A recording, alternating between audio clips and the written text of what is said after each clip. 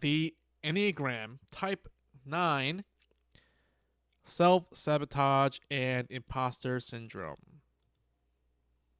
So, the self-sabotage of the type 9 boils down to limiting oneself by pretending that everything is fine when it isn't, and retreating and withdrawing away from thoughts, feelings, or whatever, and generating this, you can call it a fantasy or world in which things are okay, but when in reality, they're not.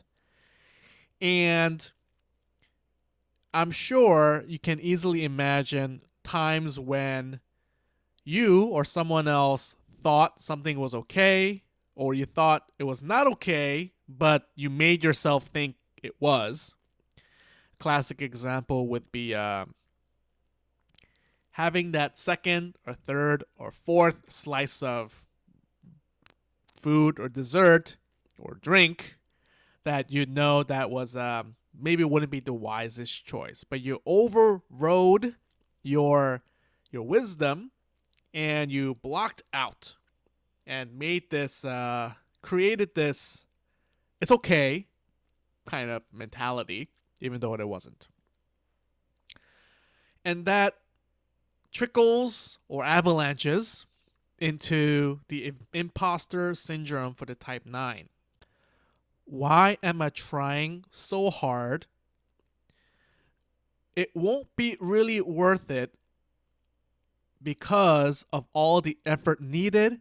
And what if I fail?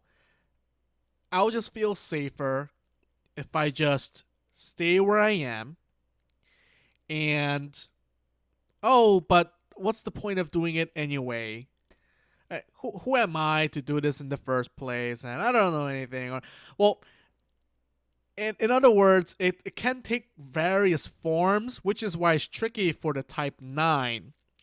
It's whatever way that takes you away and opposes the mindset that you had in the beginning.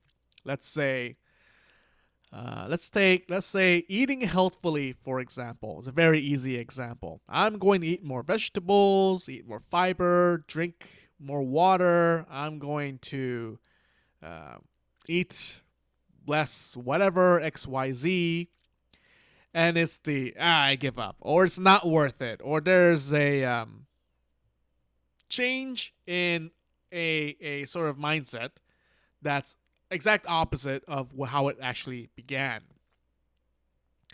And actually, it's maybe a little bit harder to define in just a one line phrase, although, or maybe it's actually the lack of the phrase that describes the imposter syndrome of the type 9. It's what problem? What was I thinking about? Let's not think about that problem. Let's just, there's no problem at all. And I'm just going to feed my zombie like trance. So, the intervention for the type 9.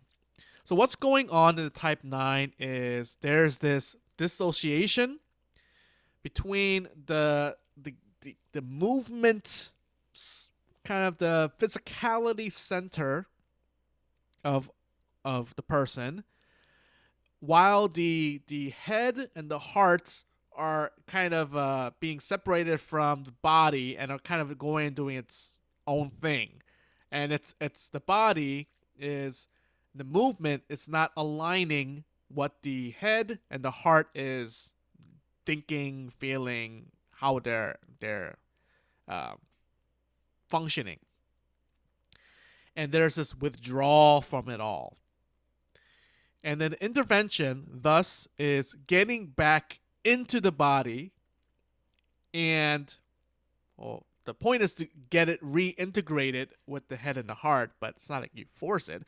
It's to get back into what's going on in the body. It's this awareness of where I am in space. Oh, this is my hand, my ischial tuberosities, are on this chair. The chair is connected to this wood on the floor, and I'm in this building, and it's on this earth, and it's this. I feel my hand, and yeah, the sensible, sensual nowness of where my body is in space, that I'm in my body.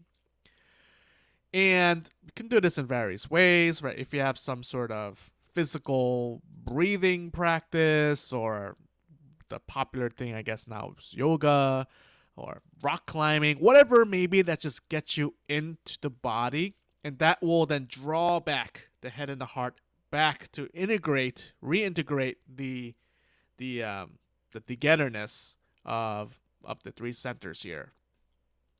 So, in short, or in summary, the intervention for the type 9 is to get back into the body to then reintegrate with the head and heart, which is the answer to solving this dissociation from everything and trying to basically escape what's going on, which is the manifestation of the self sabotage of I don't want to deal with what is unharmoniously going on.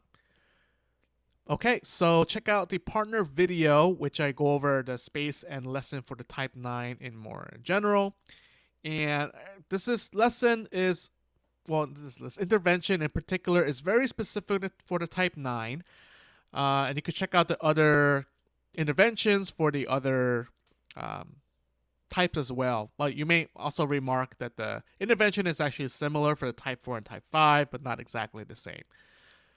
Anyway, if you need help finding your type or learning how to use your type for personal development, for wholeness, for your work, your relationships, whatever it may be, email Little Ring.